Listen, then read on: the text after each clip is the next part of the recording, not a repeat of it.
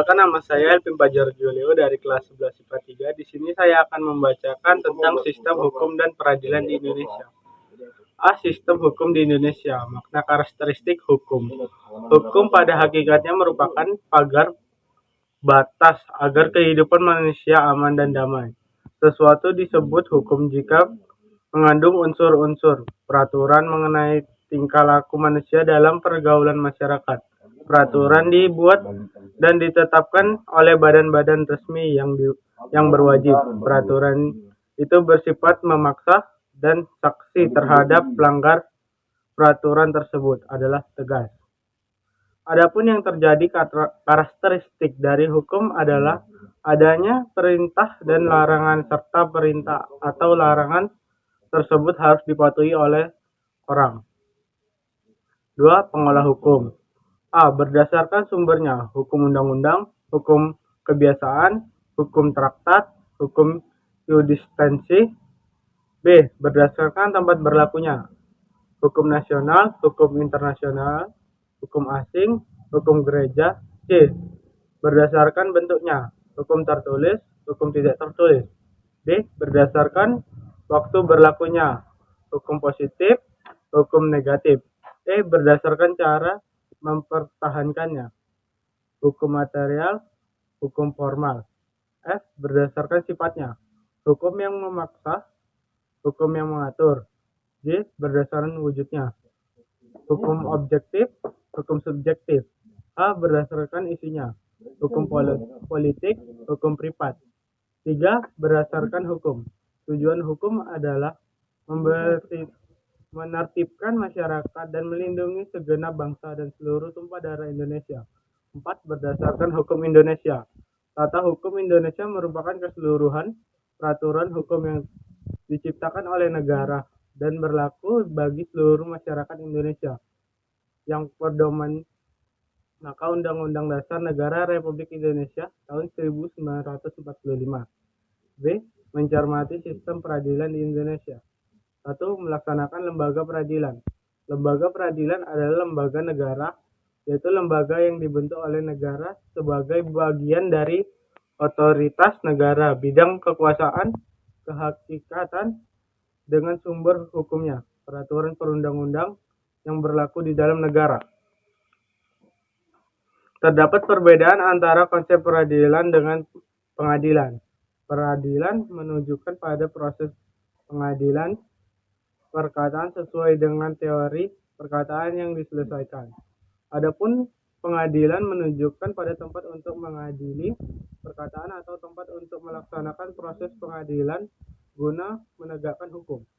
2. Berdasarkan hukum lembaga peradilan. Adapun yang menjadi dasar hukum terbentuknya lembaga-lembaga peradilan nasional.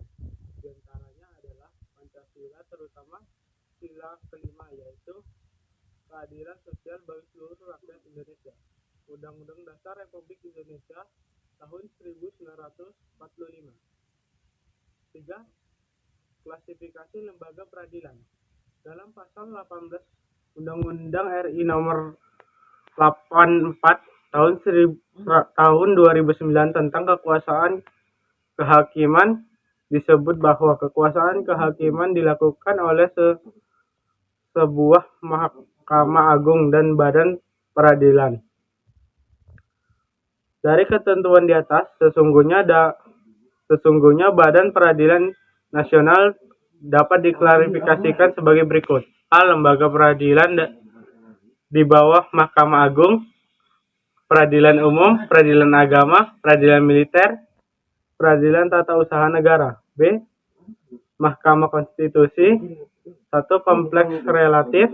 Kompleks relatif yaitu kompetensi yang berkaitan dengan tugas dan wewenangnya untuk mengendalikan suatu perkataan. 2. Kompetensi absolut.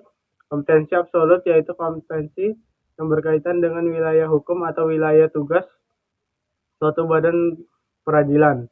4. Rangka lembaga peradilan. A. Peradilan umum, pengadilan negeri, pengadilan tinggi. B. Pengadilan agama, pengadilan tinggi agama. C. Peradilan militer, pengadilan militer tinggi, pengadilan militer utama, pengadilan militer pertempuran. D. Peradilan tata usaha negara, pengadilan tata usaha negara, pengadilan tinggi tata usaha negara. 5. Tingkatan lembaga peradilan, pengadilan tingkat pertama, pengadilan tingkat kedua, kesaksian oleh Mahkamah Agung. C. Menampilkan sikap yang sesuai dengan hukum. Ketaatan atau kepatutan terhadap hukum yang berlaku merupakan konsep yang dalam dari seseorang diwujudkan dalam perilaku yang sesuai dengan sistem hukum yang berlaku.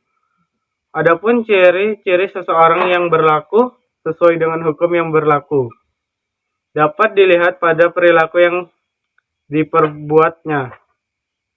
Disenangi oleh masyarakat pada umumnya, tidak menimbulkan kerugian dari diri sendiri dan orang lain, tidak menyinggung perasaan orang lain, menciptakan keselarasan, mencerminkan sikap sadar hukum, dan mencerminkan kepatuhan terhadap hukum. Sekian penjelasan dari saya ucapkan terima kasih.